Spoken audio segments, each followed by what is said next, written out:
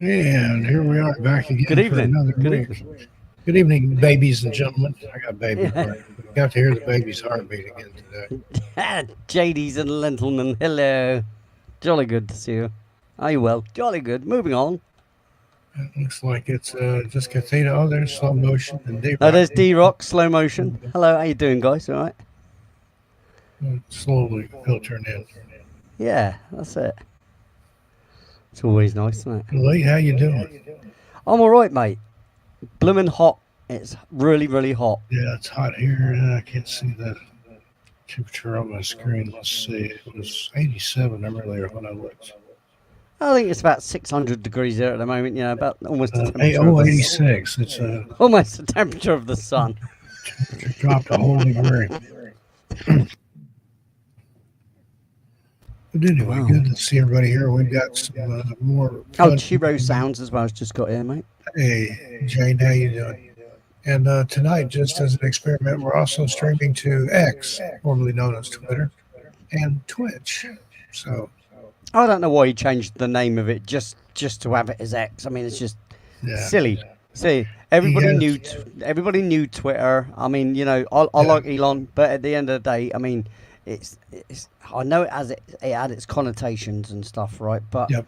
you know, change of format will be recognisable in the way it acts anyway, if you know what I mean. So you He don't does need to weird change the things. bloody He name. named his kids like odd things like that, too. So, Yeah, I know. Yeah, hey, there's Nicole in the yeah. chat. Hey, sweetheart, how you doing?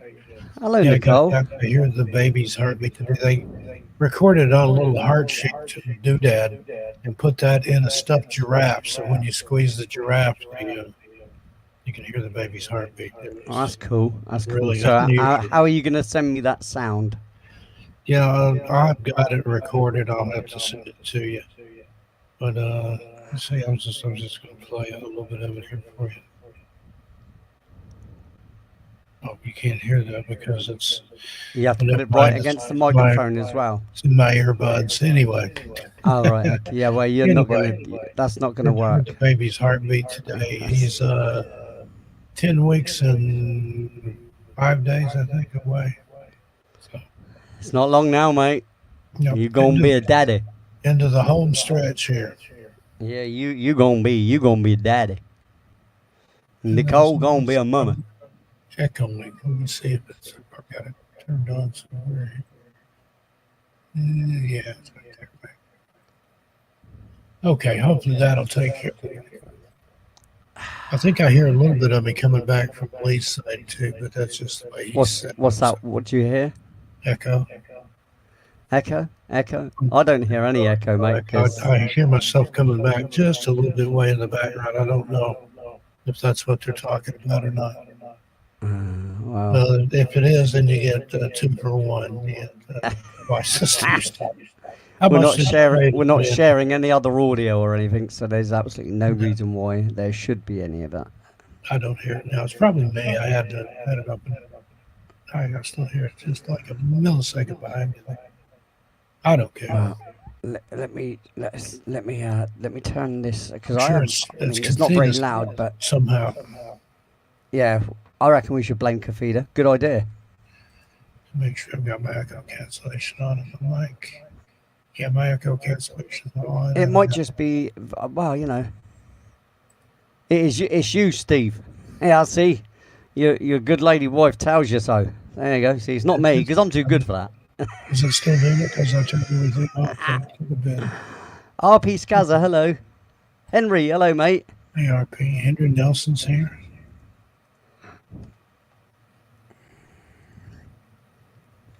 Of course, for audio, they'll let anybody in here. We'll wait till it's you.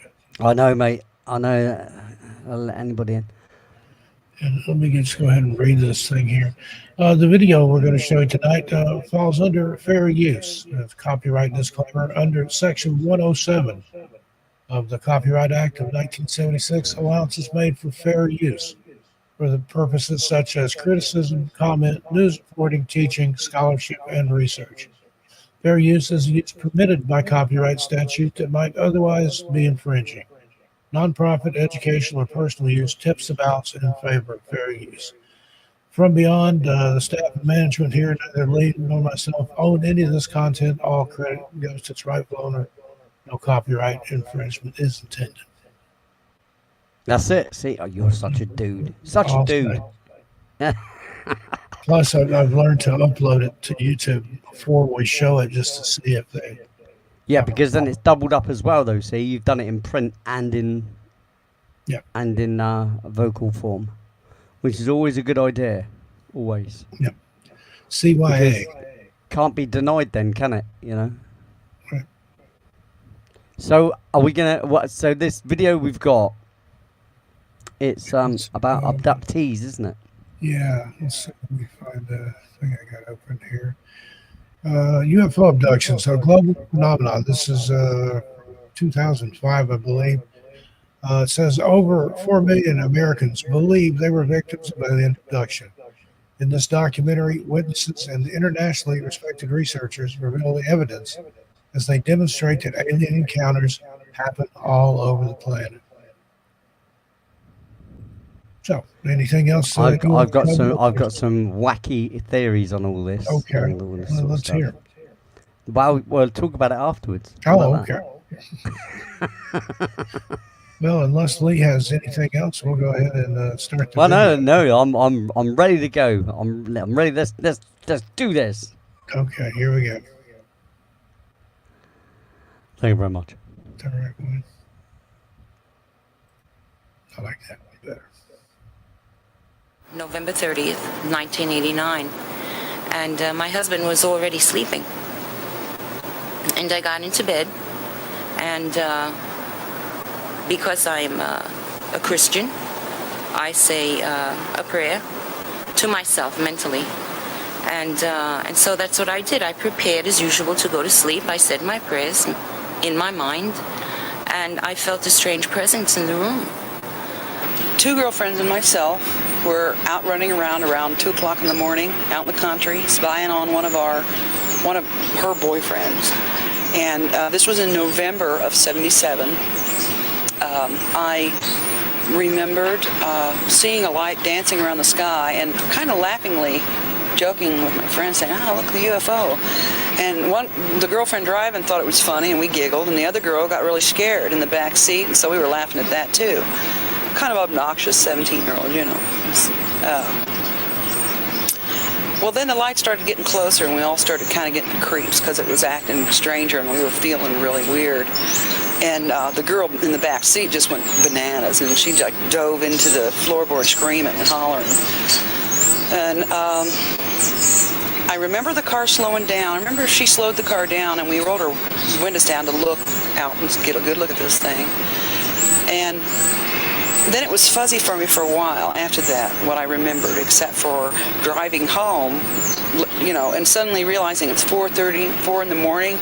She looks down, her girl driving looks down and watching and goes, "Oh my God, it's 4 o'clock in the morning, you know, time flies when you're having fun." Kind of snotty like. But, and I remembered more later about that night. We were driving, looking at the light, and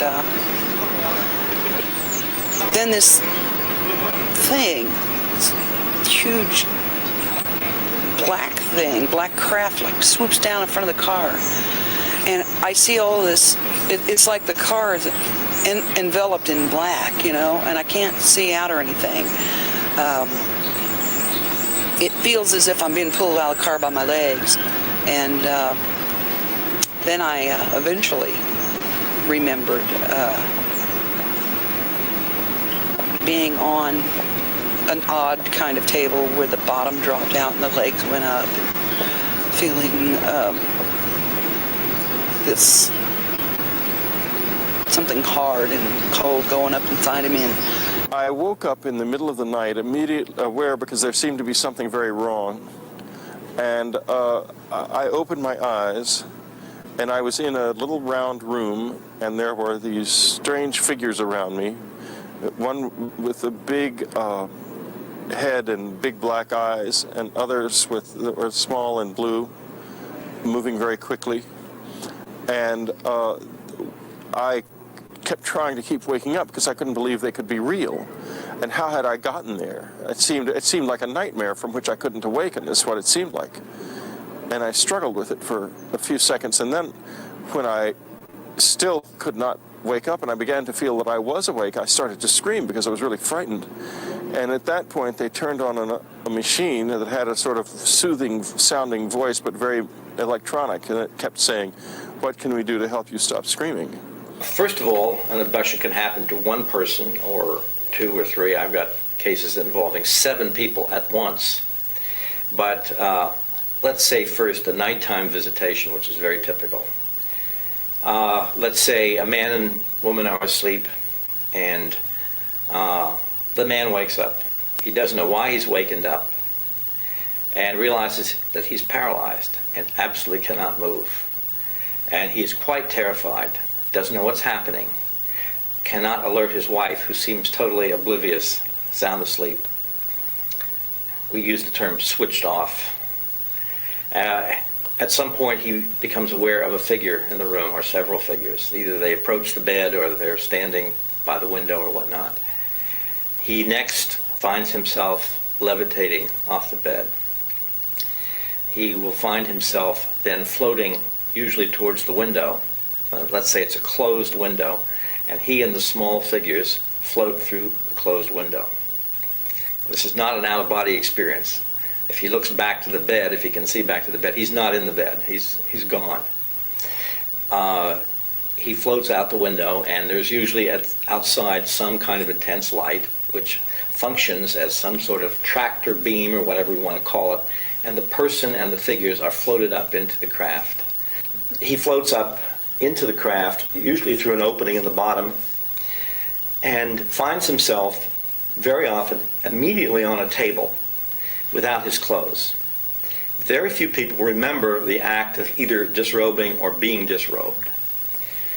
He's on a table, and a series of medical procedures, quasi-medical procedures, then are undertaken. They end up very often focusing on the genitals.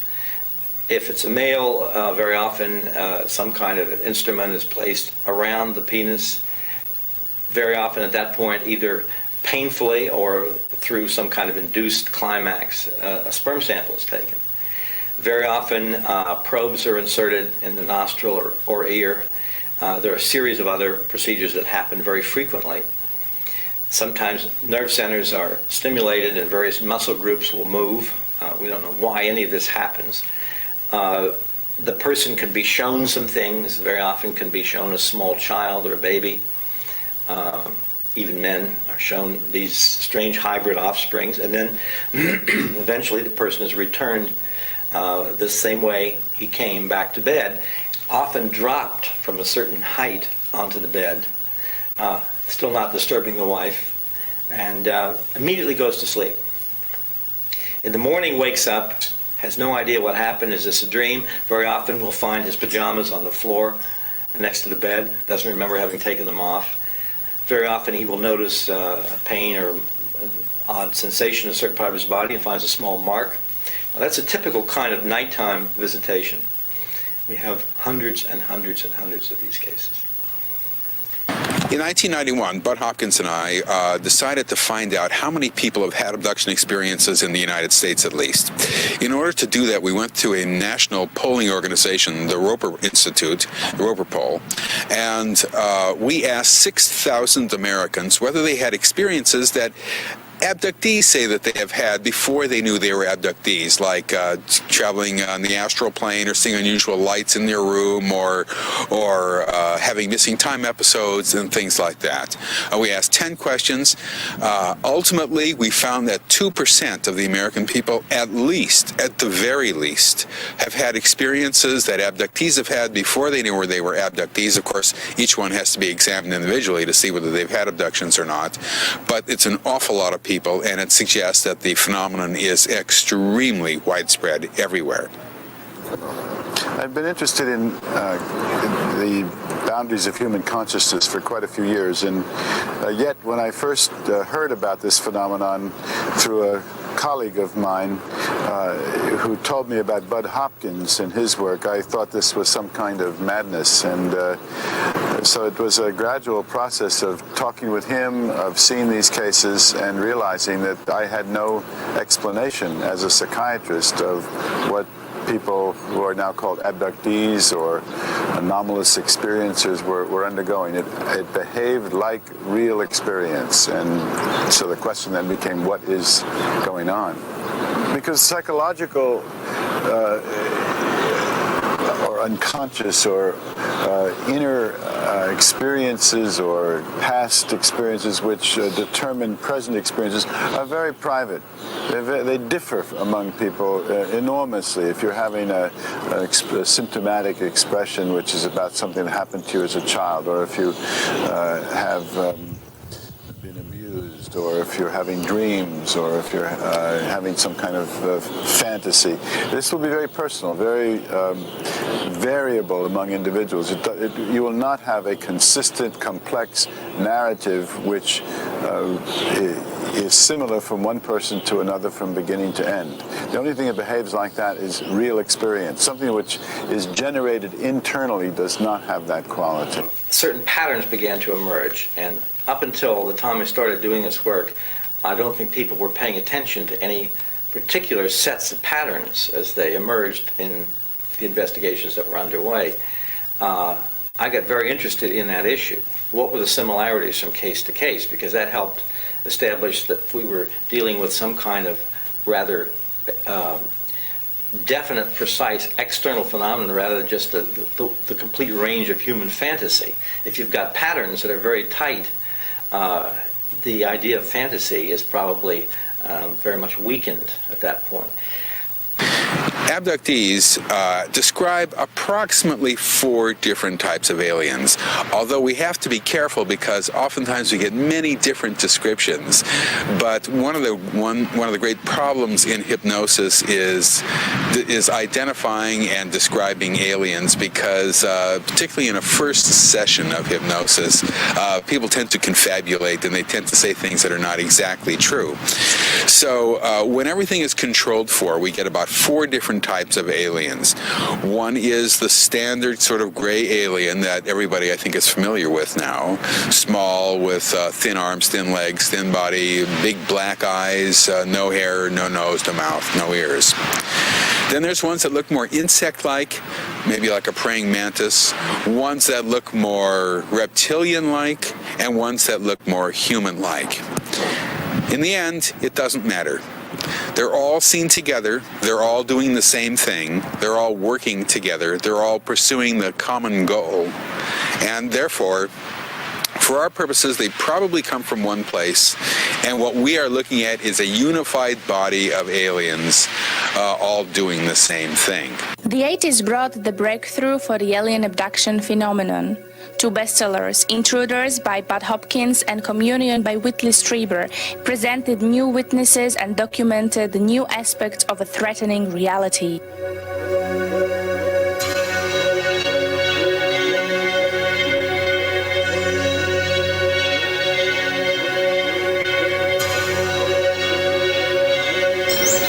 We didn't see the mark in the yard for like 2 or 3 days after the night of June 30th, 1983, when I had the experience of being in the garage hunting for what I thought was a burglar coming out of the garage, because all of a sudden my skin started feeling like I was on fire, like I was burning, and had to get out of there, and being hit in the chest by a bolt of lightning, for lack of anything better to describe it like. And then seeing the silhouettes of small figures about 4 feet or so tall moving in the yard, 6 of them,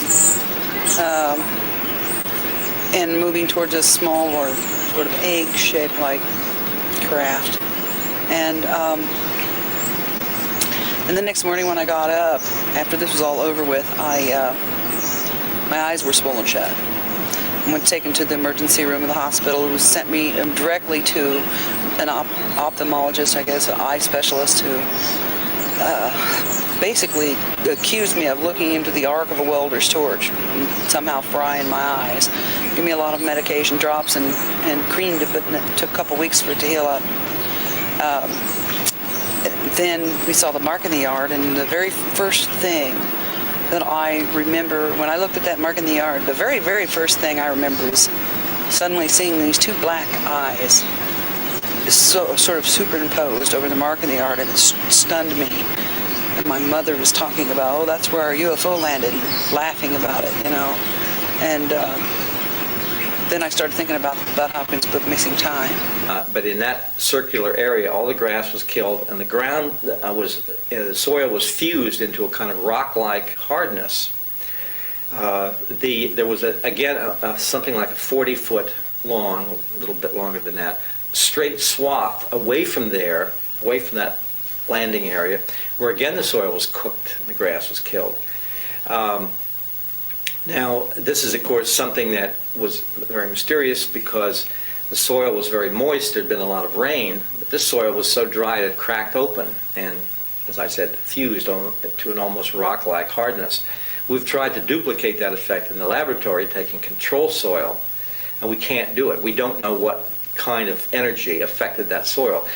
But at any rate, we know from her recollections where the UFO sat, and that's where the ground was fused, so you have a very powerful kind of physical evidence supporting her account. On top of which, the UFO, when it took off, evidently created a tremendous flash, which was seen by a neighbor in exactly the spot where she remembered it having been sitting. And as it flew over the neighbor's house, all of the lights went out in the neighbor's house. She heard a roaring sound. She was absolutely terrified. The lights all came back on again without tripping any circuit breakers. That mark in the yard it's just healed up in the last few years. It remained there for 5 years, very visible. Snow melted off of it. Water ran over it. You can still feel it, even though you can no longer see where it is. When you walk on the yard, you can still feel where it is because the ground is still very much firmer than the rest of the yard.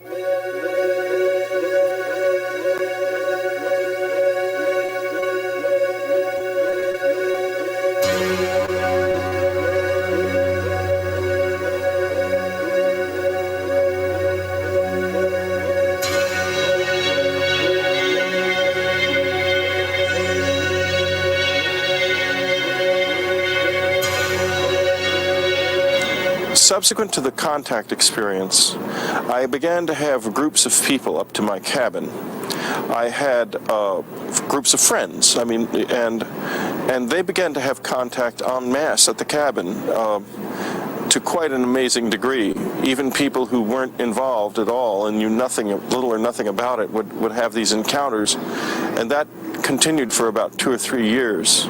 Well, I was Whitley Strieber's upstate New York cabin guest one night, and when I went to bed I felt this overwhelming sense of euphoria, as if I had been drugged, and to my knowledge I wasn't. It was a wonderful feeling. I felt at one with the universe, and then I went off to sleep. And a person that was in the room with me also had similar feelings and also had seen light forms in the room. At first, it was extremely terrifying. When I ran out of options in February of 1986, I was incredibly frightened because I couldn't think of any way to explain this. And it was like, it was a bit like discovering you're not who you think you are. You know, it was just a shocking, terrible experience, and I began to try to work on the fear because it was debilitating, it was devastating, by going and walking in the night in the woods where it had happened. And it became quite obsessive. I couldn't really settle down at night unless I went out and walked through those woods, and at the same time it was very hard to do because it was extremely scary to do that. And the visitors began to react to this, to my effort to overcome my fear, and they began to come back to the house and showed up. They began showing up fairly frequently. And I didn't have any more abductions, but I had a few very brief, sort of half put together contact experiences that didn't quite work because I was too scared to take it farther.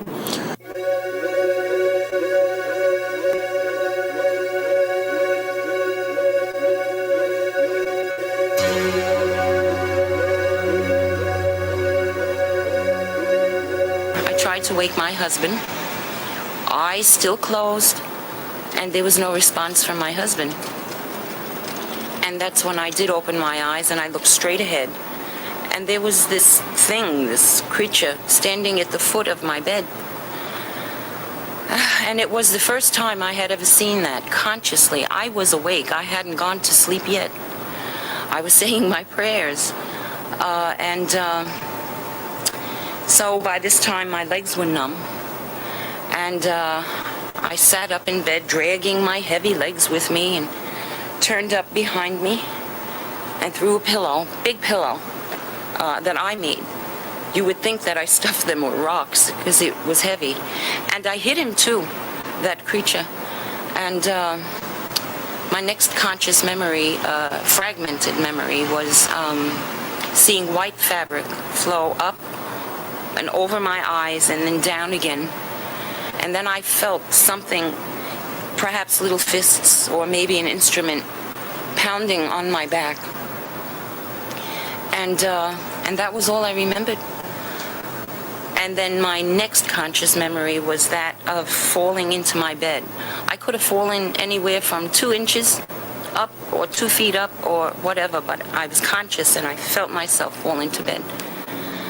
Well, I was contacted by 2 of the witnesses by letter, and they found out about the 3rd witness a little later on, and then ultimately the 4th witness, I received a letter from her and have dealt with her on a personal basis. There's a 5th witness who I dealt with earlier who had seen the UFO from another point of view. She'd not seen the figures floating in the air, but she had seen the UFO at exactly that hour on that night. So there are obviously many other witnesses. And essentially from some distance, it's about a quarter of a mile, she saw this very large ship above the building. And this occurred after the motor died in her car, and the car stopped, and the lights went out in the car and on the bridge, and on the bridge roadway, and several other cars. No one knew what was happening to the cars, why everybody's automobiles were stopping. And she looked to her right and saw this enormous object, very, very brightly lit above a building.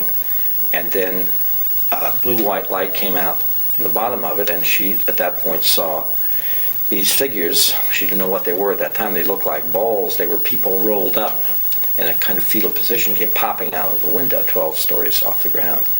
And they all unfolded at once, and then were taken up quickly into the craft, this whole thing taking roughly about 12 seconds.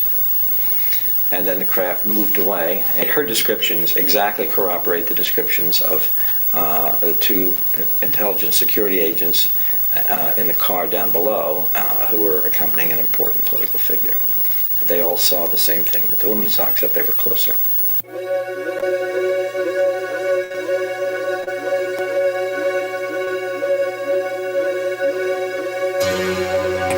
I think you have to remember that this is a phenomenon that is not only just stories that people tell. There's a very strong physical component that is related to this, that everybody is involved with. For example, when people say they're abducted, they're physically missing from their normal environment. They're not there. Nobody's ever found anybody who has been abducted. People come back with unusual marks and scars on their bodies that weren't there literally the day before, that are all abduction related. And it's important to understand that people see other people being abducted. Of the 750 abduction regressions that I have done, that I have investigated, fully 20% of them are of 2 or more people. Therefore, people can confirm each other's abductions. They see each other, and sometimes the person is not, one person's not abducted and the other one is, and they still see it.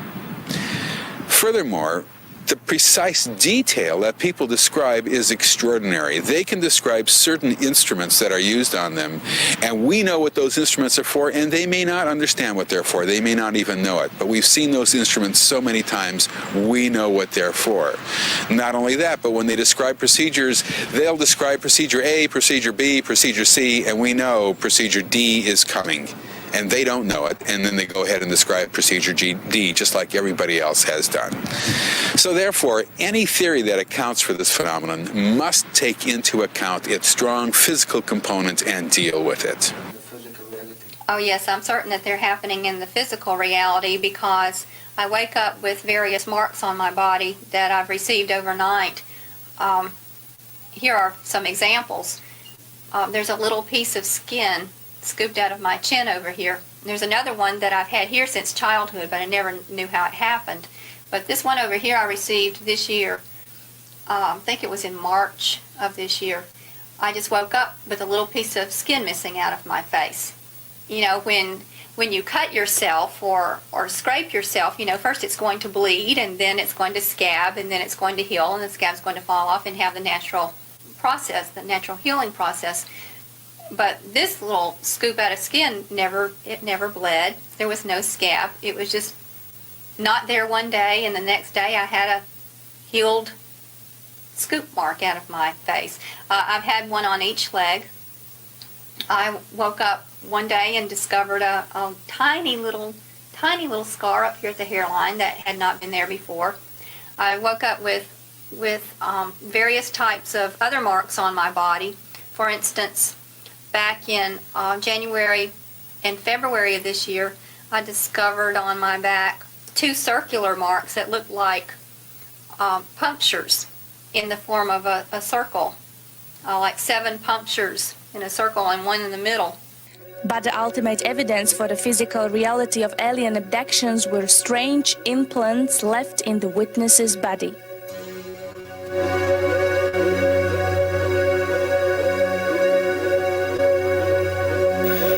The issue of implants is an extremely interesting issue because a number of objects, alleged implants, have been recovered, and they vary in size and shape, and they seem to have come from odd places. From, in one case, the underside of the penis; in another case, the nasal cavity, and so on.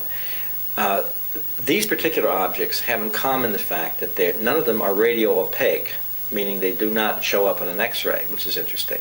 They're also mainly consisting of organic materials like silicon, carbon, oxygen, and so forth. They're not, they don't look like a piece of machinery. We don't know really what these things are. It's very difficult to get the scientists who have studied these things to go out on a limb and say there's no way that this object could have been produced on Earth. No scientist wants to be forced to try to prove a negative. But yet none of these things should have been found in the places they were found in the human body. We have no idea of their function either. We have some speculative guesses. But, and we have some X-ray pictures and some MRI photographs of mysterious objects in place. Abduction researcher Daryl Sings investigated several of those alleged alien implants.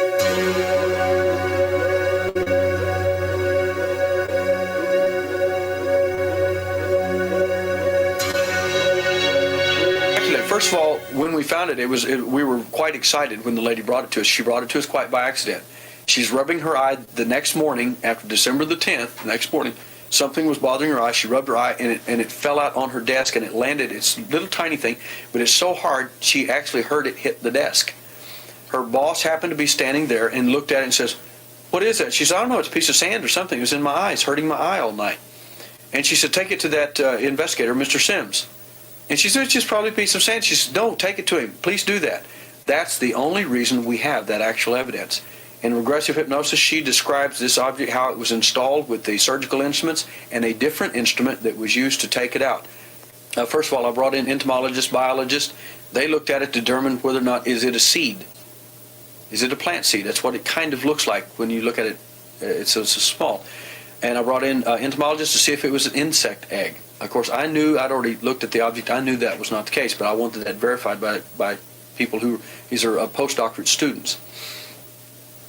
Now, the individuals looked at this, then I had a microbiologist look at it, and he was quite vocal in his description. He said, "My God, what is this thing?" He said, "It looks like hard plastic on the outside, it looks like an egg on the outside with the end of it open, with packing material on the inside." He said, "Like something was housed inside this. Where in the world did this come from?" Of course, it fell out of a lady's eye. He said it couldn't. This thing, how could this be in someone's eye? What is this thing? I said, I really can't tell you any more about it. That's all.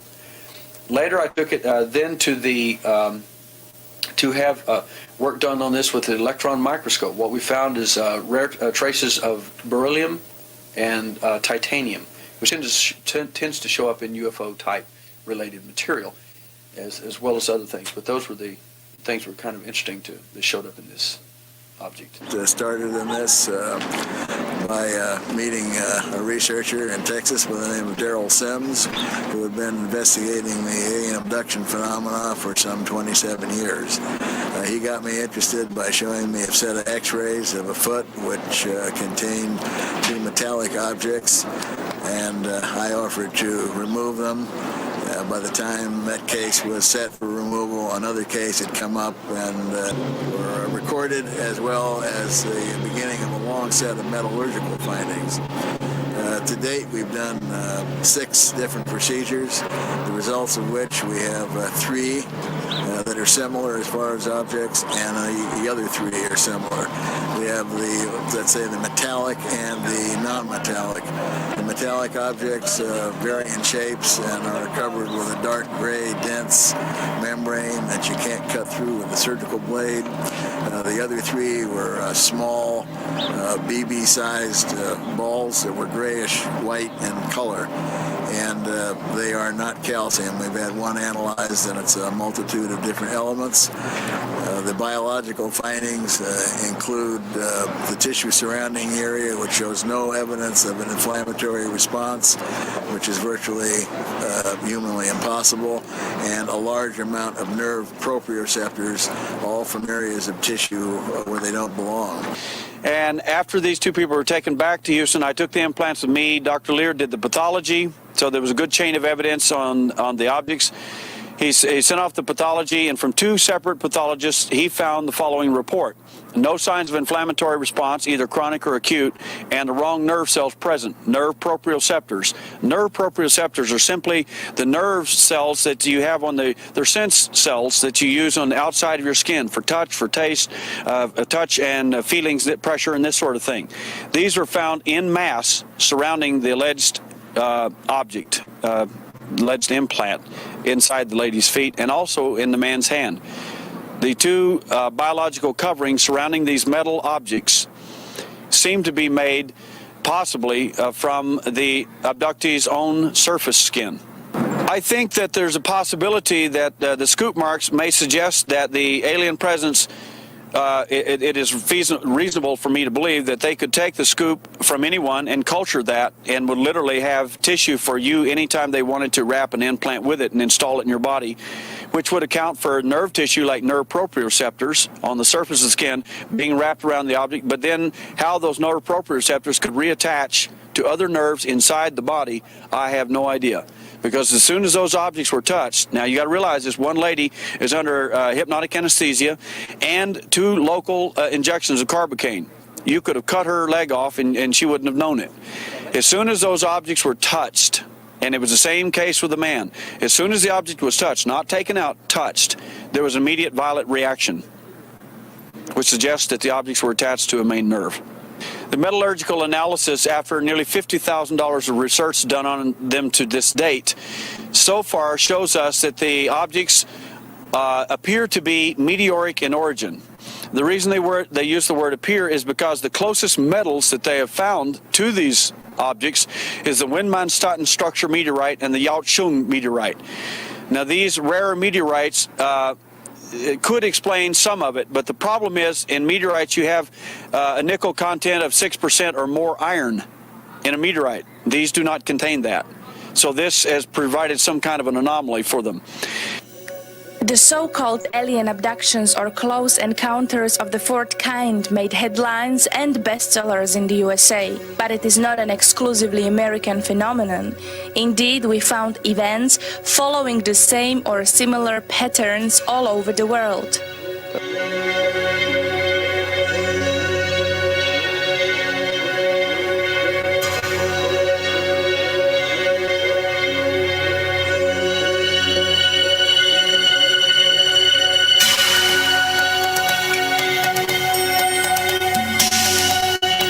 Philip Spencer, a former police officer, left his house in Ilkley at approximately 7:10 in the morning on the 1st of December 1987. His intentions were to walk across the moor and visit a relative who lived in the village of East Morton on the far side. He took with him a camera and this compass. The compass in case he got lost because he wasn't that familiar with the moor, and the camera to take some photographs of Ilkley town from the moor tops. He actually began his walk just below the White Wells building down there and wound his way up the hill to this point where we are. He consciously remembers walking along this path and then up over the rise and past a small quarry. Just as he was walking past the quarry, a movement caught his attention from his right eye, and he spun round and he was amazed to see, just about 10 feet away from him, a small green creature about 4 foot 6 inches tall. It suddenly turned and scuttled away at a terrific rate away from him. Spencer shouted out, "Hey!" brought the camera up and took one shot. The creature then continued running around a bluff out of sight. Spencer then ran after it, and as he turned the corner, the creature had disappeared. But he was confronted by a silver disc-shaped object, which almost immediately shot up and disappeared into the clouds out of sight. Instead of continuing his journey, he decided to retrace his steps and go back down into Ilkley. And a further surprise awaited him there, because he discovered that the streets were full of shoppers. The shops were all open, and he couldn't understand this because to him it should have been about just after 8 o'clock in the morning. And yet when he looked at the clock on the church tower, he discovered it was now 10 a.m. We showed this photo to experts. Well, it's a very interesting picture. My impression is that it made my blood pump. You know, when you see a picture like that, of course, I'm exposed to pictures like this all the time, UFO craft and occasionally photographs of beings, but something about it seems right about it when I first looked at it. Of course, there was the skepticism that always goes along with it because as a scientist, I'm to rule out photographs that would have some aspect of a hoax. It doesn't seem like it's a hoax. It seems that it is what the witness reported. We heard about it from the chap himself phoning me, inviting us to go up there to show us a photograph he'd taken of this creature. We went to see him. Well, the first time we went, we were a bit late. We got there in the dark. He took us up on the moor in pitch blackness just to show us the spot. And then we went up again. We took Peter Huff with us this time. We did an interview, half-hour interview on tape. And then we suggested that, you know, he had this missing time period. We suggested that we could do a hypnotic regression for him if we could find someone to do it, and if he agreed to it. At first he was a bit worried about hypnotism, but we reassured him, and after another week he agreed that he would like to be regressed under hypnosis. So we brought him here to my house, together with Dr. Singleton. They met on a Wednesday and they had a preliminary discussion. They agreed to do the session at the weekend, on the Saturday, which then took place, which explained all the missing time period that the witness had about meeting these green creatures and being taken in the craft and shown various moving pictures. And it also explained his compass being reversed. It had been in a strong magnetic field which apparently connected with the craft. As far as the case itself is concerned, I'm 100% sure that it's genuine. Hypnosis was carried out by a clinical psychologist, and we discovered that in fact the story did not begin with the taking of the photograph. It began at this point here, just a few yards from where we're standing. It was at this point where he noticed the small creature coming down the hill towards him. He stopped because he was absolutely petrified with fear and wanted to turn and run, but he discovered that every muscle in his body was paralysed. He couldn't move at all. The creature then turned round and started going back up the hill, and he discovered, to his horror, that he was actually following it, but he wasn't walking. He was now levitated a few inches above the ground, similar to a balloon being tethered by a piece of string. He was pulled up the hill, over the brow of the hill, and into the small quarry at the other side. In the quarry, he saw for the first time the silver disc, and a door opened in it, but he has no memory of actually going inside the object, just an overwhelming blackness which then disappeared, and he found himself in a white room. It was very brightly illuminated with white light, but he could see no source for that light. He heard a voice in his head telling him not to be afraid and ordering him to lie down on a table which was in the room. This he did, and he found he couldn't move, and he was surrounded by 4 or 5 of the green creatures. They carried out some kind of medical examination which basically involved a fluorescent light in the shape of a tube which passed along the length of his body, much in the way of a body scanner.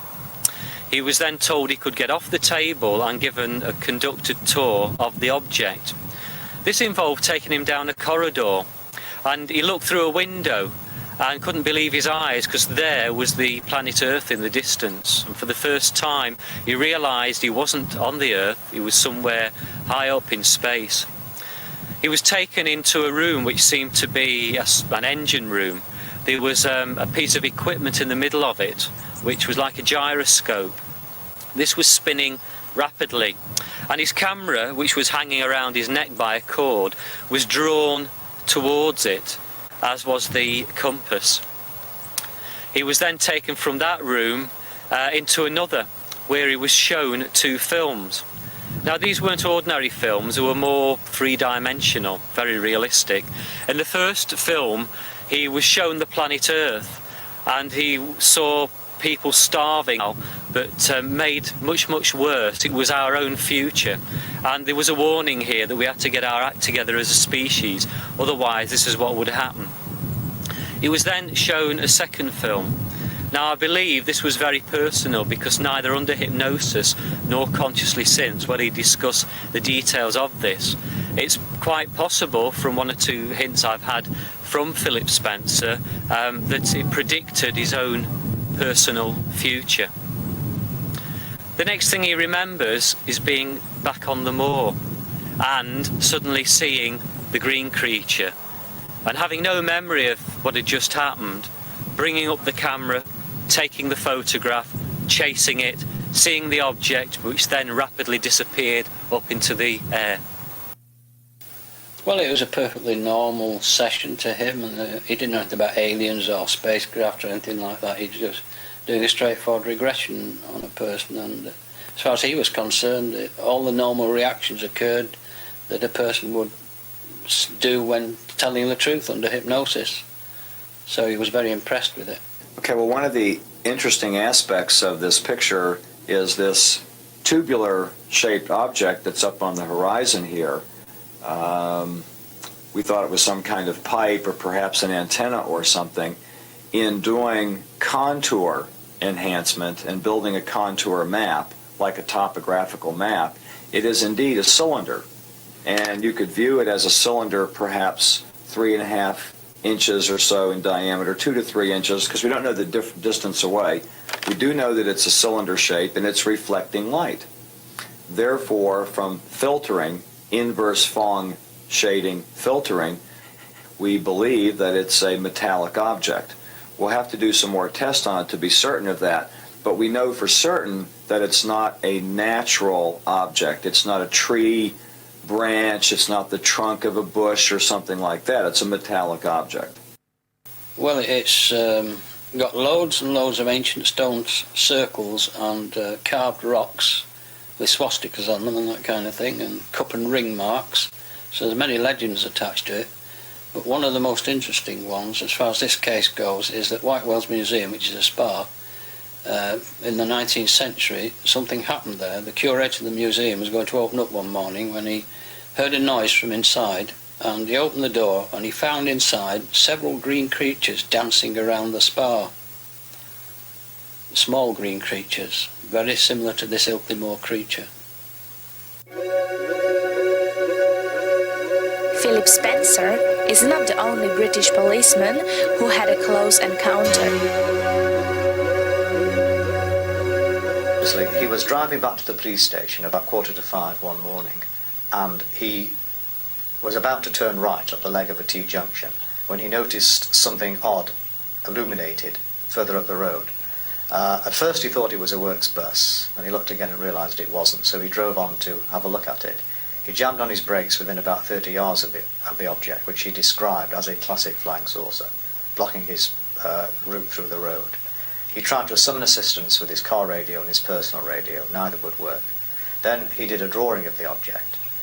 Just as he'd finished the drawing, he found himself driving in first gear on the other side of where the object had been, and he looked in his mirror and it had gone. He then realised that he'd lost about 20 minutes to half an hour of time. The object itself was sighted by other police officers on the moors outside Halifax who were looking for stolen motorbikes. They radioed in. I have a video filmed interview with 2 out of 3 of those police officers. They radioed in to their headquarters to see if anybody could identify it for them. And the HQ checked with Leeds Bradford Airport, the military, etc. There were no aircraft in the vicinity, no army manoeuvres, nothing that could explain. He then describes a bright light coming from underneath it. He gets back in his car, finds his car won't go. Then he seems to black out. He has a sensation of blackness, a sensation of floating. He wakes up inside a room surrounded by several small robots and a humanoid character. He's led to a bed. He's eventually persuaded to lie down on this bed, and some sort of pseudo-medical examination or process is carried out on him, which to us does not make any sense. He receives a telepathic communication from the humanoid character telling him not to be afraid. Under hypnosis, he even describes or impersonates the voice that he hears in his mind, which is a voice I've heard many other witnesses similarly describe. Eventually, when they finish doing whatever they are doing with him, he's put back down again in his car, and the conscious memory, of course, takes over. He's driving on the other side of where the object had been.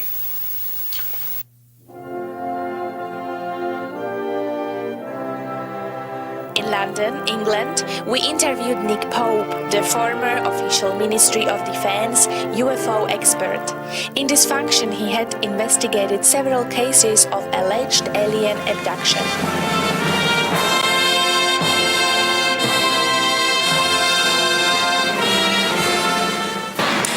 My second book, The Uninvited, deals with abductions, and it was a subject that I was led to logically through my official research into UFOs carried out at the Ministry of Defence. Simply, when I first began to obviously display a real interest in this subject and take these reports seriously, I found that some people began to approach me with stories of abductions. Clearly, I couldn't ignore these very serious claims, so I made it my business to look into the background to these sorts of claims and to actually do my own research and investigation. My view is that clearly there is something going on here. The official Ministry of Defence view is actually rather amusing. They were asked specifically about alien abductions, and a formal reply came back in the form of a letter from the department, and it said, "Abduction is a criminal offence and as such is a matter for the civil police."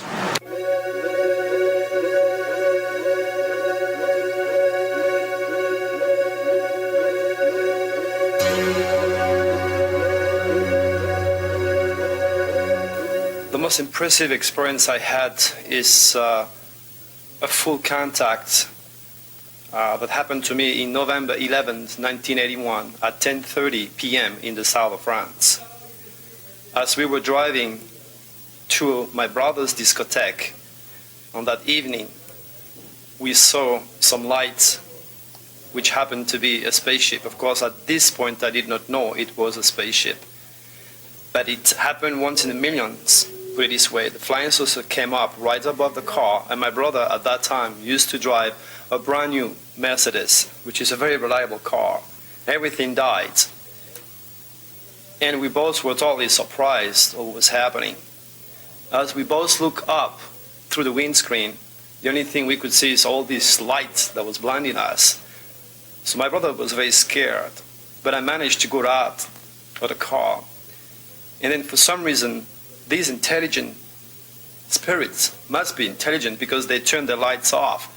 And I could discern very clearly, Michael, less than 30 feet above my head, a flying saucer. This is my first experience. Yes, I do recall this one, but remember, I was a child, and I was complaining as I could not be left alone.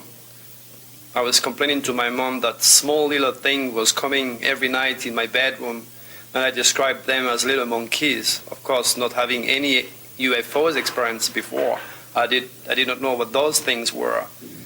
And they were very, very close to me. I used to hide away from them behind a blanket. Then once I get a little bit more courageous, and I kind of peep out, and I had one of them very, very close to me, and I passed out. And then when I was in the regression, I was recalling, all sorts of very, very interesting things which I have problem myself to understand or believe. But apparently they've done something up here.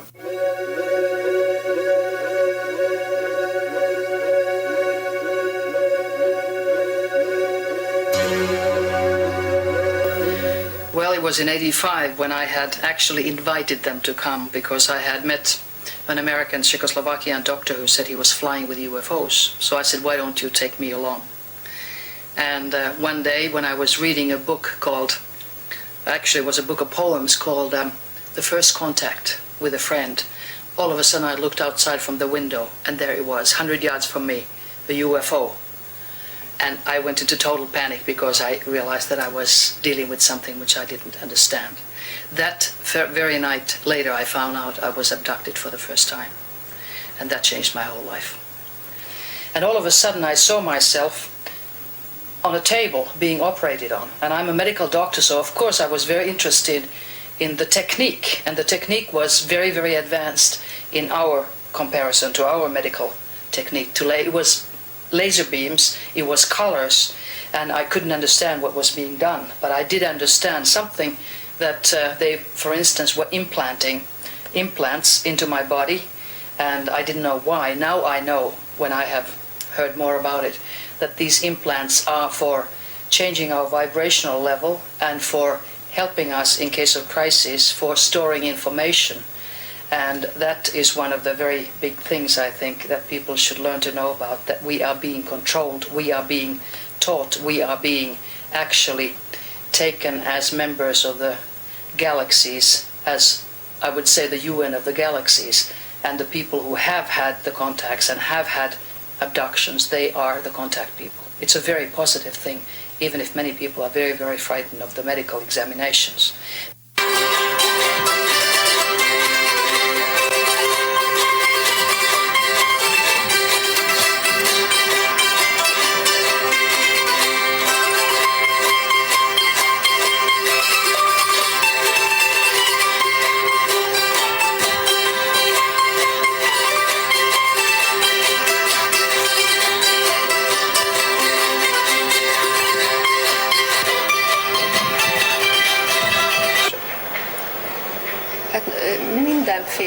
I made numerous regressions with people who, under hypnosis, remembered how they found themselves lying on a table surrounded by small grey humanoid extraterrestrials. In other cases, they remembered how they were guided into the spaceship, how the aliens showed them their craft, its monitors, its propulsion. A monitorokat, és lát különböző gombokat, berendezési tárgyakat.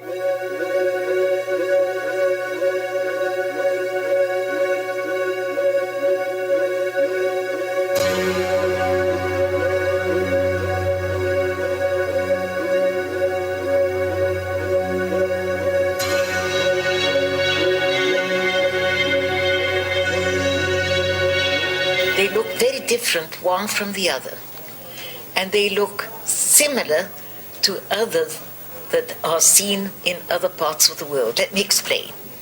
Let's say the greys, the EBs, that are so much, say, the fashion in the States. You only think of the greys in the United States. We have some of those, but sometimes with other characteristics. And we have all other kinds. I should say that we have quite a quantity of cases in which they look like humans, or like very similar to humans, or much more beautiful and taller than humans, or like what we would call not monsters, but freaks of nature, something very different to what we're accustomed to. That is a very intriguing aspect of the matter.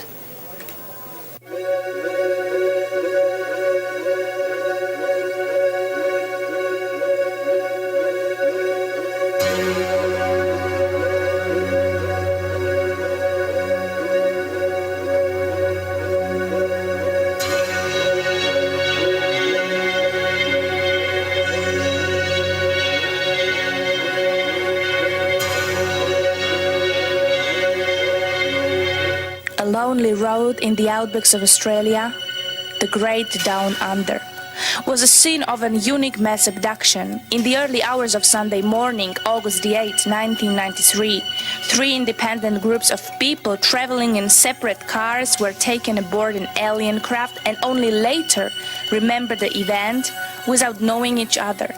Kelly Cahill was one of them. My husband and I were driving home from a friend's house one night when we saw a 50-metre craft in a field, a paddock on the side of the road, and we stopped and got out and crossed the road, and so did a second party of individuals who'd pulled up about 100 metres behind us. All I could remember was seeing a craft hovering in the air, which we'd encountered a couple of kilometres beforehand, and then just seeing a blinding light and remembering nothing except knowing that something had happened, because my heart was thumping and the adrenaline was pumping through my body, and all of a sudden I'm totally disorientated and relaxed in the car, and I didn't know what had gone on. It was like I'd had a blackout. Driving back past the same area, I just got this horrifying feeling in my stomach, and I just remembered everything that had happened when we'd stopped the car out on the field. But I had probably about 6 weeks where I couldn't remember anything, where I had this blank space. So, and I've still got some missing time. It's not all there. It's only the first 10 minutes. Basically, after we got out of the car, we saw this craft, I suppose, some sort of configuration of round orange lights with a blue fluorescent haze underneath it that came down in a conical shape and hit the ground in a semicircle. And as we stood there, a tall black being seemed to just appear in front of it, followed by 7 or 8 others. I felt this energy force through my body, is the only way I can explain it, and I became hysterical, and they came rushing across the field. I was given a blow to the stomach and landed flat on my back in the grass, and basically there was bits of a conversation going on that I could hear a male voice, but I guess that I was really struggling to stay conscious at that stage, and I remember, the last thing I remember was calling for God's help, I suppose, and we were back in the car. About 7 foot tall, they were black. Their eyes lit up red. They weren't like that at first, only when I started screaming, and that's when they crossed the field as well. Basically, I couldn't see any other facial features except these big glowing red eyes and these tall, dark figures. That was about what we saw. If Kelly had come in on her own, we wouldn't have found it just a normal case, but what occurred was we were able to get the other couple, the other car that was involved in the encounter, and what made the encounter important to us was that there were 2 independent sources of that viewed the same encounter. And if you do research, you discover in these type of abduction cases, you tend to find that the groups are come in, in some way related in some sense. In other words, the encounter occurs on the road, everybody hops out and has a look at it. In this case, the 2 cars are separated by distance, and the 2 groups don't know each other, and they, in the end, disappear disappear from the location and consequently come back to have research done on them in a separate, at a different time down the road. So, well, there was what we did. We were looking for the location to get the general location of the encounter, which we discovered reasonably easily. But the main data that we got was from the field analysis was some chemical changes to the soil. 3 markings on the ground. They were approximately 75 centimetres in diameter. Also, we used a special magnetometer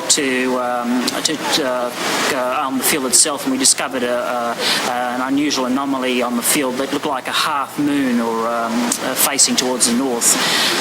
There was other things that came from the encounter was that each of the girls, especially because the men seemed to be isolated from both of the cars, but the girls indicated to us that they'd been interfered in some way, and that one of the girls called Glenda, who's a trained nurse, a registered nurse, she had markings on her which she went to her GP and the GP photographed them, and consequently we had some very good evidence of a triangle under her navel and a mark on the left inner thigh and a mark on the base of her down towards her ankle. So there was a lot of good evidence available.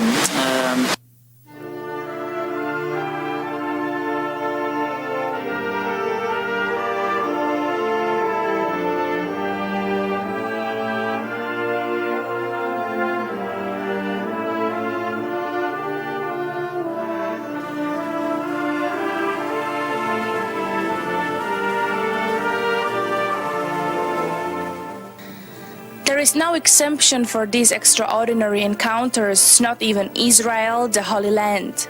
Here, some extraordinary cases were reported since 1996. The first one from Nazareth, the little town in Galilee, where 2,000 years ago Jesus was raised, which is today one of the most important sanctuaries of Christianity.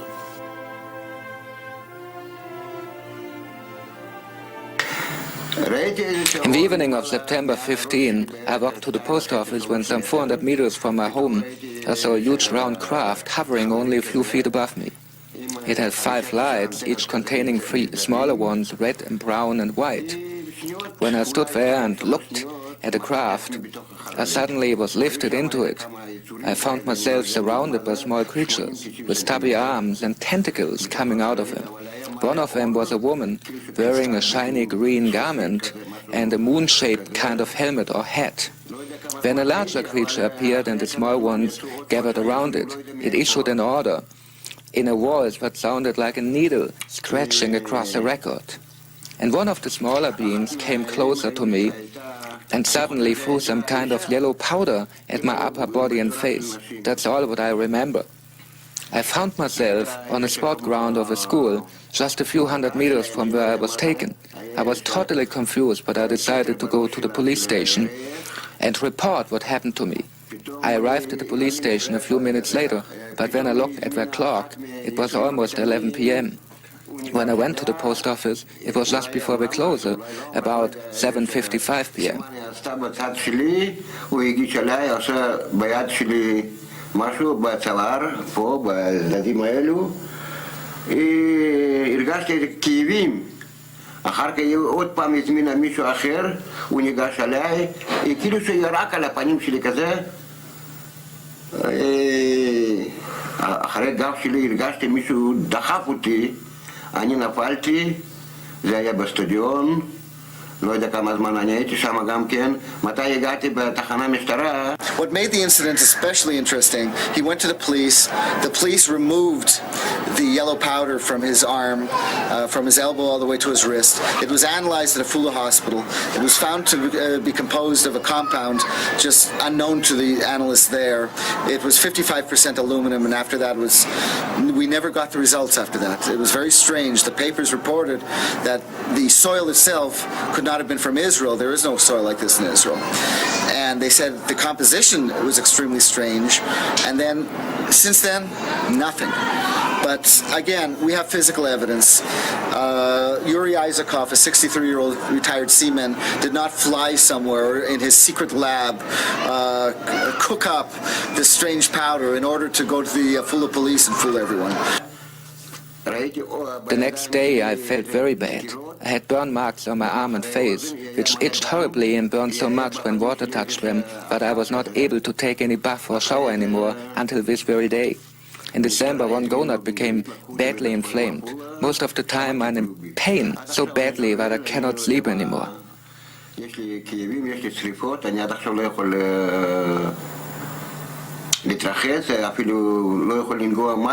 But the case of Yuri Isakov from Nazareth is very interesting because till today, from the day that he was captured by aliens, as he told us, his wounds didn't heal till now, and he's bleeding, and nobody really takes care of him.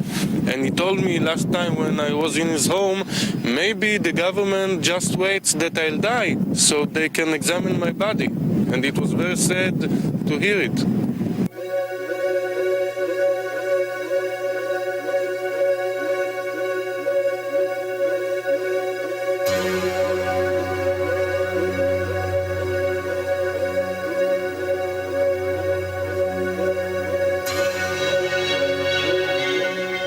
Indeed, international experts agree that the abduction phenomenon is global by nature, not only in Europe, Australia and Israel, but also in Africa and South America. Only the reaction of different peoples is different, from panic and hysteria to curiosity and an inner transformation. The question remains, what does it all mean? Let's hear to which conclusions the researchers came. It's difficult to come to any personal conclusion about abduction, but one factor that does interest me is the inappropriate nature of the response to this phenomenon. I would suspect, and I would fully expect, abductees to react with fear and anger to what's happened, particularly when painful and intrusive procedures are being reported. But a lot of them don't. They react in a much more positive way. They go on to develop spontaneous interests in New Age issues. They develop skills as artists, poets, painters, whatever. They become adept in spiritual healing, for example. This strikes me as an artificial response, perhaps something that's been induced in them. And I can't help but wonder whether the transformative nature of this experience shows that it's something been done to us by someone or something else, perhaps to try and lessen the threat we pose as we begin to go out in space. There could be any number of different reasons for them. For example, there's a tremendous amount of sexual content in abductions, and if if there were aliens here who were examining us and trying to understand us, one of the first things they would do would be to look to our sexual content, to our genetic. People were very much more primitive than we are. If we had any ethics at all, we would be extremely secretive so that we wouldn't shock them and destroy their growing culture and cause it to plunge into the same kind of non-meaning that happens in this world when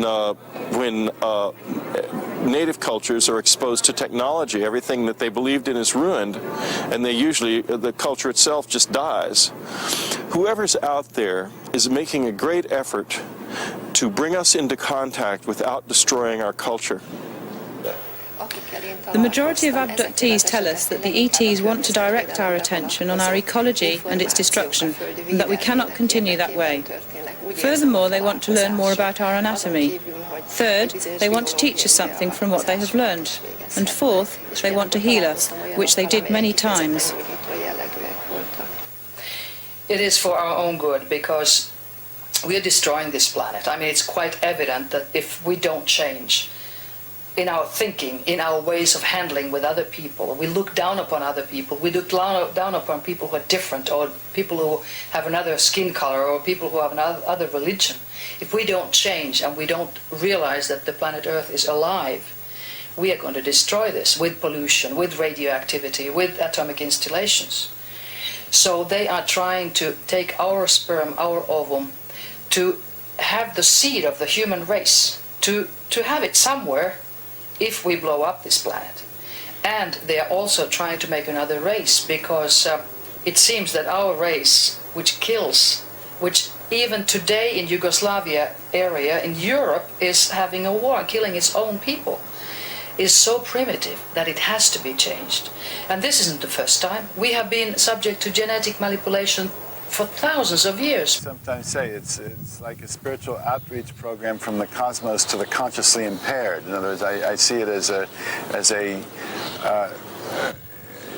really an opportunity, an outreach phenomenon that can enable, through the hundreds of thousands, now millions of people that appear to be being reached by this, to open consciousness, to open us up once again to a universe that is filled with life, that is alive, that is intelligent, is not simply a lifeless energy, matter, vast tremendum, but which is divine and sacred and has all kinds of possibilities. But it does open us to the unknown, and I think we've always been living in mystery and the unknown, but this confronts us so vividly that I think we have to face a lot of anxiety about what it will be.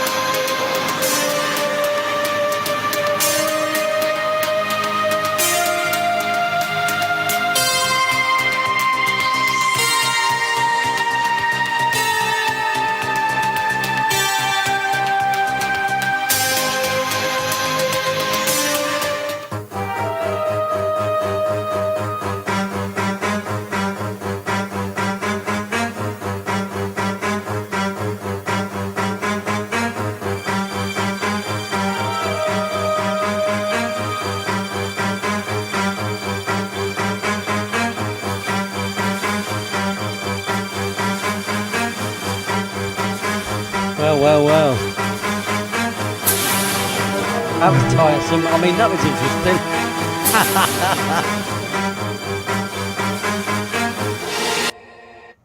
Yeah, I'll go ahead and take it off there. Very interesting. Getting a couple of comments from X here. Yeah, I see, yeah. I saw those coming in. I've had a few people watching over on Twitter as well. Or the other thing, Twitch, Twitter and Twitch. But interesting, yeah. How odd they would attempt to curb environmental destruction in Lapland. Okay.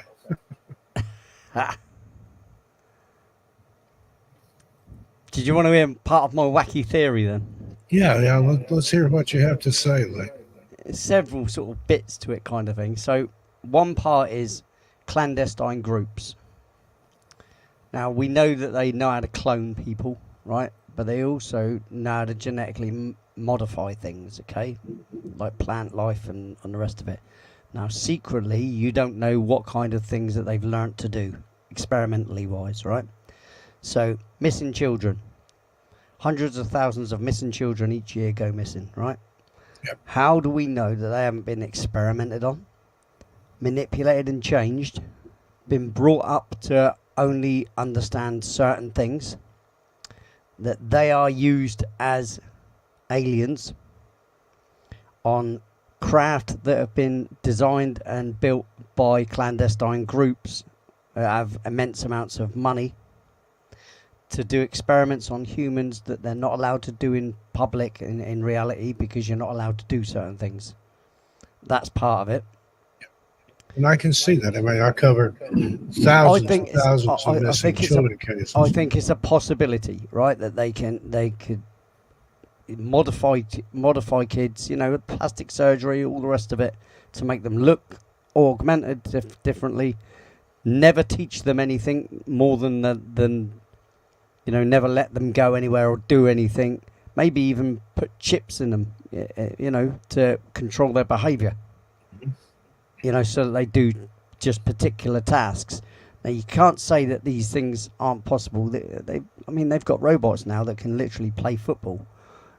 And box and do all kinds of things. And box and all sorts without being pushed over and all sorts. So, covered over on Truth Untold information about the Black Vault. Sorry, there's a big storm going on here right now. Black Vault, which the guys, blackvault.com, he's uncovered a lot of stuff through FOIA requests and declassified documents and stuff. They were working on animal control using just what you talked about with electrodes and implants and things back in the 60s. Exactly. So See, imagine, you think 60 years a ago. clandestine group as well that has no ethics, no moral fortitude. They just do exactly what the hell they want. They've got a secret little space somewhere, a base underground, whatever. There's no reason to think that part of this. Yes, there could be real, actual visitation from creatures from elsewhere, but also it's a high and probably more likely possibility that it's clandestine groups that are manipulating people's minds to think that it's alien technology, when in fact all the technology that's being used is human technology that's been hidden from the public and is super advanced. There's no reason to think that, because like I've always said, with things like mobile phones, right, as simple as this mobile phone is, right, as we all see it now, as everybody's got one, it's nothing. It's nothing. It's just a mobile phone. Oh God, yeah, it's only a mobile phone. Whoopee. But that kind of technology is what you would be classed as throwaway technology to the people with the intelligence, right, and people with more advanced stuff. Their advancements have to be eons, basically. Not eons, but you know what I mean. Hundreds of years ahead of this, for them to just let the public have something like this, and let the public have computers and all these things that we all take for granted. We think it's amazing stuff. Look at the high technology we've got, yeah? But think about the army. Because if this was helpful to the army, they wouldn't let you have it. Right. So they must have something in advance, more of an advancement than that. Or the reason they let us have it is there's some kind of back door. There's they something can use it that's for better. tracking, identification, Yep. dropping on you. Well, look at this, right? The public listen to now can have night vision, right? And the reason why they can have night vision, because there's a new thing now that it does everything in like a daytime. It looks like daytime, And there's another one that makes everybody look like a yellow glow, a orangey sort of yellow glow. So, and that's what we're allowed to know. See, I always think to myself, anything that we're allowed to know, they've got 20 times better. Yep. The director here says, since the elite enjoy tech at least a century ahead, and if nothing else, if no one has been paying attention, they will notice tech that was released, deemed too good for the peasants, and then buried. That's very true. Yeah, well, that's the same as, look how many times someone has come up with the hydrogen engine. In other words, cup full of water, and that runs you for the week or for a month because it burns the hydrogen in it. And then the only excess gas you get from it, kind of thing, is water vapor. It then goes back into the air, makes clouds, blah, blah, blah. Not a problem. and that has been invented at least 5 times. And certain companies, let's not mention any names because, repercussions and all that. But certain companies all of a sudden buy up the patents and then you never hear from it again. Disappear. They buy up the patents and tear them up, basically. It's ridiculous. The hydrogen engine. I remember the story of the guy that was even showing it on video on YouTube years ago. And all of a sudden he disappeared. They're crazy. Another one, boiling water with vibrations. Yeah. Didn't need electricity. You just use vibration. And then look frequency. at all the stuff that Nikola Tesla came up with. Yeah. And then died. He was the first one to knew the wireless power. And they destroyed all his notes and journals. And made him obsolete. And hid him from the public, basically, didn't they? They ruined his life so that his ideas just didn't come to any fruition anywhere. He asked for money, that was the problem. He went and asked for money to help do these things, and they all went, we ain't doing that. how can we make money in the future on this if you're going to give away energy? Right. That's what that is, mate.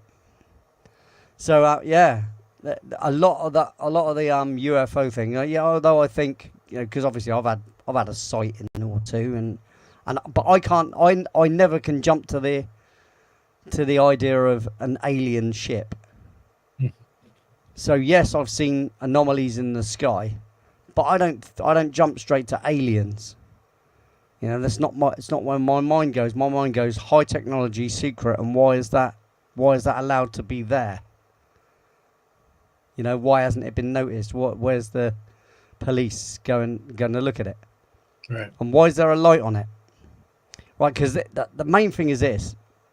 If someone wants to be clandestine, say you're a drug dealer, right? Let's just use this, right? Say you're a drug dealer and you're using a drone to drop off a supply to someone. Are you going to have a light on it? Absolutely not. So that the people can see it and the police can see it? I don't think so. I don't think so at all. You're going to use a camera, maybe have one with an infrared camera on it or whatever, or a night vision camera on it, and fly it that way, wouldn't you? You most definitely wouldn't have a light on it. And someone like me is observant and knows the flight zone, the flight paths of your local area in everything, and that means even the army helicopters that come across, the Chinooks that fly across my house, I know exactly where they are and where they're going as well. And I know all the plane routes and the helicopter routes. So the anomalies that I've seen shouldn't have been there. And especially at night. I mean, nobody flies drones at night anyway. So that knocks that straight out of the window, as far as I'm concerned. Nobody flies drones at night, not even the police, as far as I'm aware. Unreliable at night, isn't it? No, the police, anywhere I've ever lived in a big city, if they're out at night, they've got a helicopter with a big spotlight. Yeah, exactly. It's not that. They don't need a spotlight, do they? Because they've got infrared. Yeah. To spot body heat. They don't need that. And a drone cannot fly for long enough for it to be warranted to use it as a searching tool. No, they've got, about a 25-minute Exactly. So. Yeah, exactly. And the bigger you get, the less life it has because the amount of heavy weight on the batteries. Yeah. it's a circular argument on that. It's just pointless, isn't it? Mm-hmm. But the people that have seen like aliens and stuff, or like woken up on the table and they've seen different types of aliens, that all could be a part of the setup, but then it also could be the real thing. That's what I'm saying. I don't know for sure, do I? It's a hypothesis, as always. No way to. But there's no way to verify that. Arguments there. But what we've all got to take into consideration is look how good prosthetics are and makeup and all these things. They fool us all the time on TV, in films and stuff. It's not beyond the realms of reality that someone could be made up to look like something, using techniques. And how would we know that a clandestine group, and it could be for any number of reasons why they do it, just to fear people, or just a sick rich man's game that he likes to play, to fool the public into thinking there's aliens. Now with the leaps and bounds in AI, they can do it, make anything, anybody look and say what the way they want them to look and the way they want them to talk. They can make everything touch your mannerisms, your voice. There you go. And then all you've got to do is give someone a date rape drug or something like that, where they can't even move.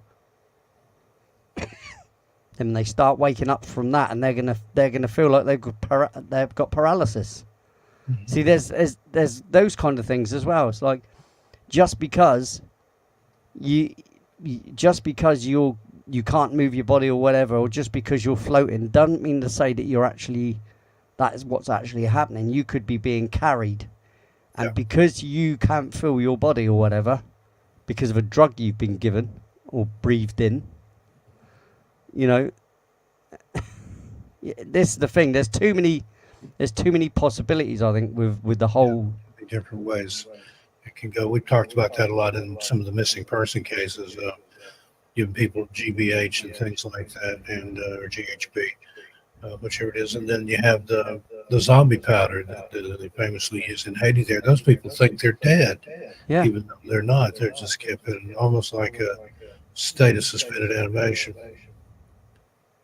Yeah, like I said, I think it's a strange phenomenon for sure. Thank you, sir. We appreciate that. But yeah, it's one of those things. I can't take the leap to aliens full on a lot of levels. I'm still not skeptical, but yes, skeptical. You know what I mean? I like to think I'm quite open-minded. That's why I think I can hypothesize the same as a lot of people can. You know, just because we don't really definitively know. And if like there is the idea of not just these alien greys that seem to be this American phenomenon, right? But there seems to be these other creatures that are all around. Why aren't they everywhere? You know, yeah. So it's either there are actually different species that are actually interacting, but then what you got to think of is, well, space can't be that big. In travelling wise, I'm talking about, because you know, if we're so bloody interesting that, and if they all come from a local area, say for instance on this planet we've got different types of people, you know, people from China, people from Romania, people from Australia, England, and we've got lots of different looks to us. That's, I guess, a similar sort of idea to if you went to another planet, maybe, or planetoids that roam around each other, that are close, that you'd have similar life, you know, but not completely similar, slightly different. But to them, they're only slightly different from each other, whereas we would see them as, whoa, that is way different. Because they could all be from one area, you know, the Zeta Reticuli sort of idea. You know, kind of like the scene in Star Wars when they're in the cantina. You know, there's aliens from all over. Some of them look hideous, some of them look like people. But, you know, they're all just in there drinking and doing whatever they were doing. But it could be that's something it. like that. That sort of thing, a collective. You know, like a collective of beings. And I thought Whitley said something interesting there. When technology is introduced into a culture, it destroys the culture, and it doesn't. That's kind of what's happening with us. Well, it is, isn't it? I mean, the invent of the internet has been both a blessing and a curse. But then, isn't that the same for anything?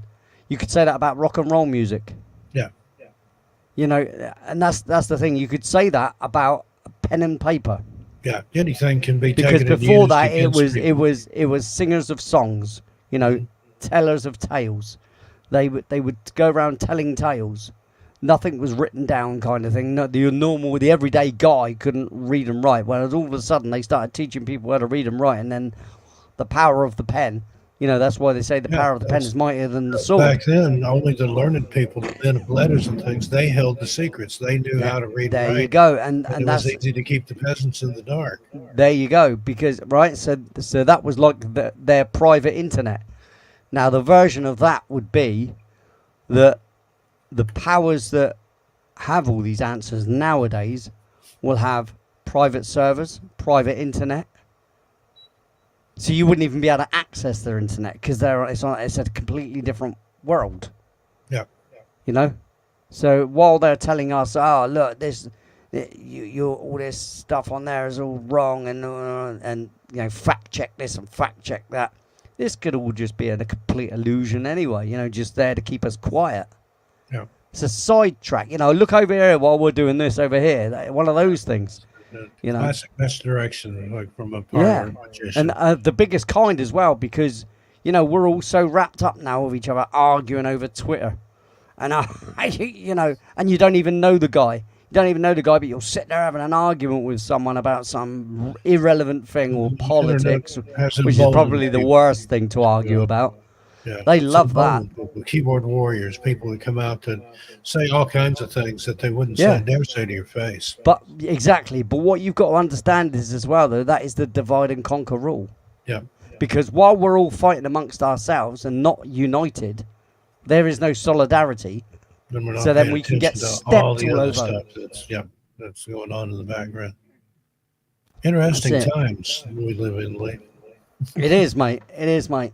It's weird, is what it is, in a lot of ways, because people are too prone to jump straight into it. They'll hear one instant of something, and without any research or any understanding of it, they'll jump straight into the hatred or the oh, you're hateful or you're a racist. That's the main one nowadays, isn't it? Again, racism.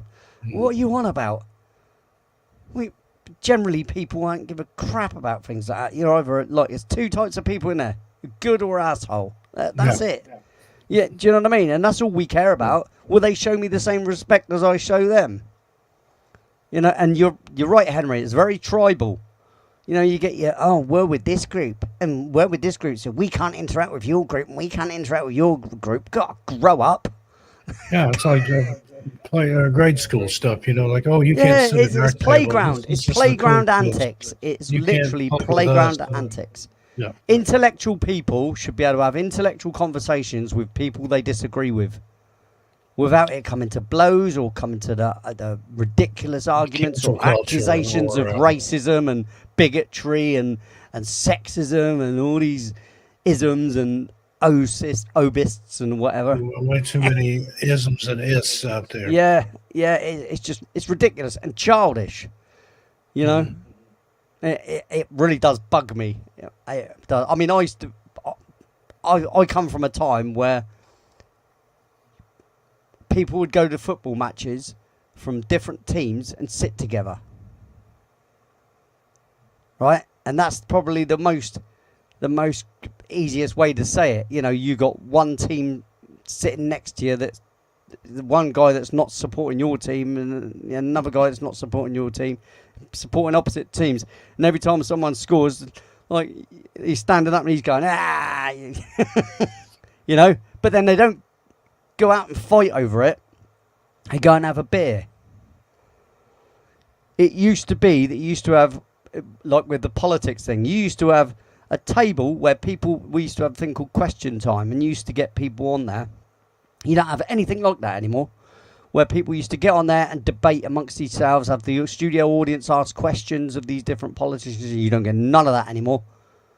It's just complete and utter division. Wow, if you're on that side, then I'm not talking to you, pal.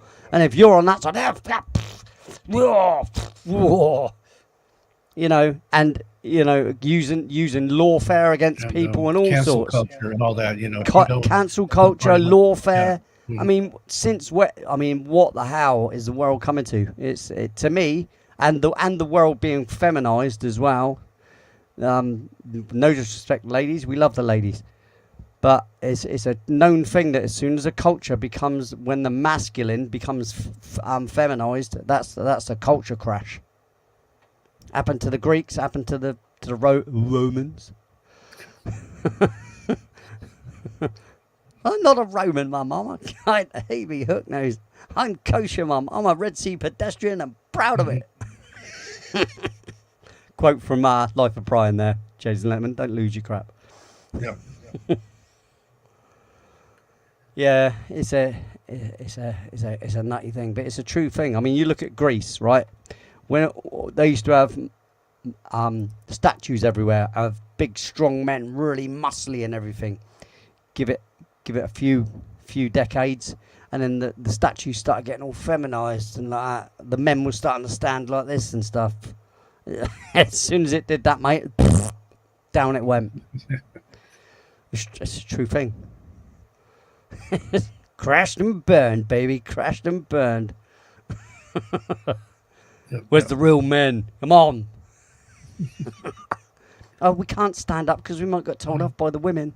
Everybody's too complacent about everything. Well, it's not only that as well. People have become really ultimately selfish. And it's a true thing. People are seeing themselves as the god kind of thing. You know what I mean? They're seeing themselves as more important than you know, any religion or anything like that. But you know, one thing you can say about religion, it was it kept people together, and moralistically, you know, on a kind of even keel. because you'd question behaviours. Yeah. You know, through religion, you don't do if you don't believe in God, mate, and you don't believe in anything, then you don't think there's any consequence to any action. Right, exactly. There's And nothing lack of built in, consequence yeah. to action is where the problem lies. You know, and especially when things nowadays, especially in the States, decriminalisation of everything. It's like, yeah, you go and rob that store. You know what? You need that TV to feed your family. You know, but they just need a loaf of bread. Yeah, that's not a loaf of bread. That's a TV. And that's someone's business. Yeah, don't matter about their business, mate. They've got insurance. Yeah, but now their insurance premium is going to be 3 times as much. Yeah, well done. Yeah, just take that TV to feed your kid. Yeah. What's that? You haven't got any kids? Ah, okay. Oh, what's that? You're in a gang of people that steal things to put them in a warehouse to sell them online on eBay. Oh, right. Okay. Fair enough. That's feed your kids, yeah. You know, I don't want to talk about it anymore because I'm getting too controversial. Too wound up, yeah. Yeah. Well, I'll just get too controversial, mate, and I don't want to cause any problems for the channel. Yeah. You know, but otherwise, I do that bad enough on my channel, mate. Get me shadow banned. Speaking of your channel, what do you got going on over there tomorrow night? Is well, you know, I've got Radio 1FA back-to-back original tracks. It's a full pint, mate, not off. Yeah, I love it. We'll be over there tomorrow night. I've got videos coming out right and left. I don't know what I've got coming out in the next couple of days, but stuff coming out on Tales Untold and on Missing Persons and Mysteries. So stay tuned. And don't forget about my radio show, Sunday nights, 9 p.m. Eastern Time on the Ground Zero Radio Network. Everything out Ground there. Zero Lee, I need to have you Network. back on there sometime. Let you talk some of the parapolitical Some of my stuff. wacky ideas. Yeah, that plays well over there with Clyde. Just call it Lee the Hypothesizer. The Hypothesizer. Look, I'm full of crap like anybody else, mate. I've got plenty to say like anybody. Been alive long enough to have something to say, and I suppose. The director AZ Arcture, no, we do not have a Discord server. I had one, but it was one of those things that was just too much arguing and infighting and people causing problems. And I have one, and people are there, but they never really talk. I have one for the after show kind of thing, you know. I don't mind having a chat there. Drop yours in there, Lee. I had oh, mate, no, don't worry about it, mate. It's only, it's not. But I had one and then had to give it up. Give it up, baby, give it up. No. Well, you know, I got a show tomorrow anyway. No. Yep. So we'll leave you with that. We'll go ahead and get on out of here. Keep your eye on Tales Untold and Missing Persons Mysteries. Set those notifications on. Lee's going to play us something. What are you going to favor us with, Lee?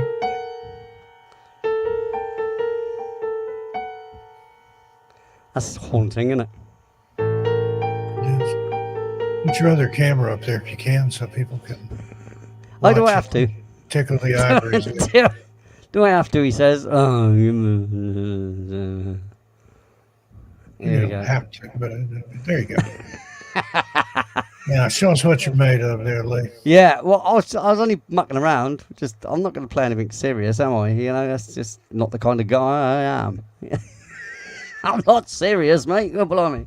I was just going.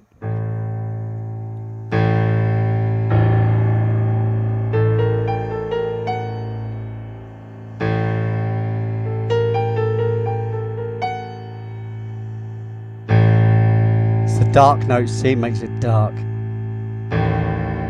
Very profound.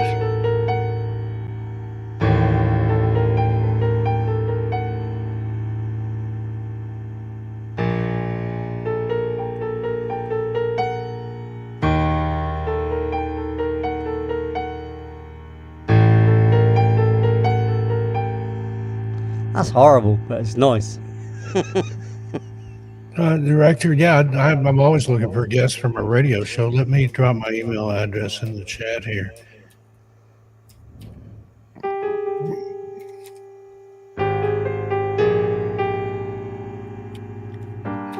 And if you're familiar with Clyde Lewis, I'm on his Ground Zero radio network like Sunday nights from 9 to 11. Oh, everything out there. I'll give you a link here, maybe. Athena usually drops my links for me. She's not here.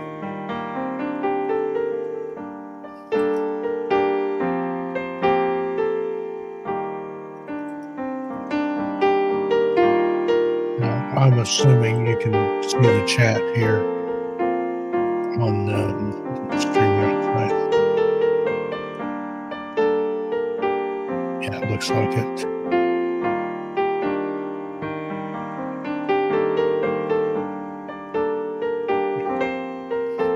Just put it on the screen here.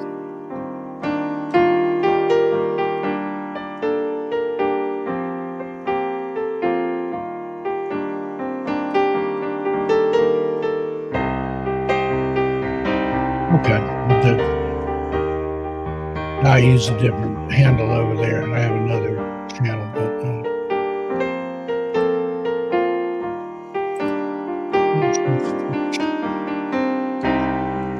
I usually go straight to Twitch next, what I did tonight.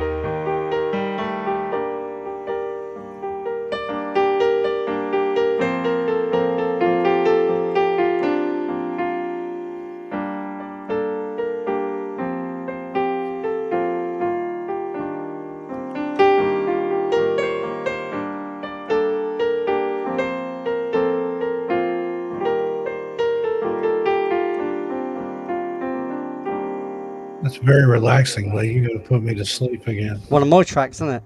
Yeah. That's And how many instrumental tracks have you got? Was it like 3? Oh, instrumentals. That's not an instrumental. That's part of a song. Instrumental tracks over 400. I've got all together. That's all the songs all together. That's with albums and singles and stuff. So yeah, it's well over 400 tracks now. I've got 68 just in Night Writer tracks. Yeah. So yeah, my Tuesday night show. I wrote 30 something for my channels between 13 midnight and.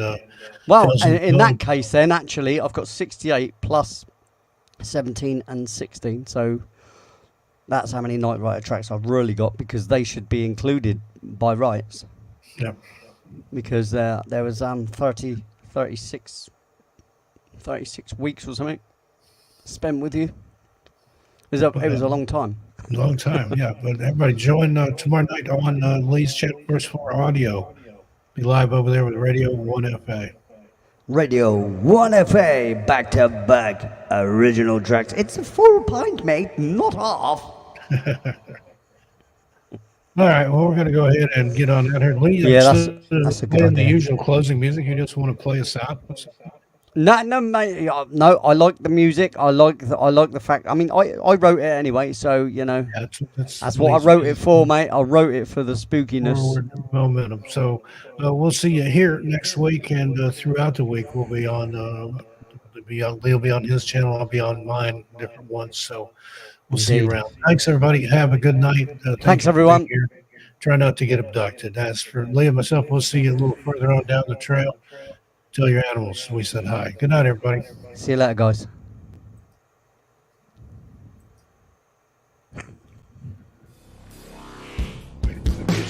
There we go.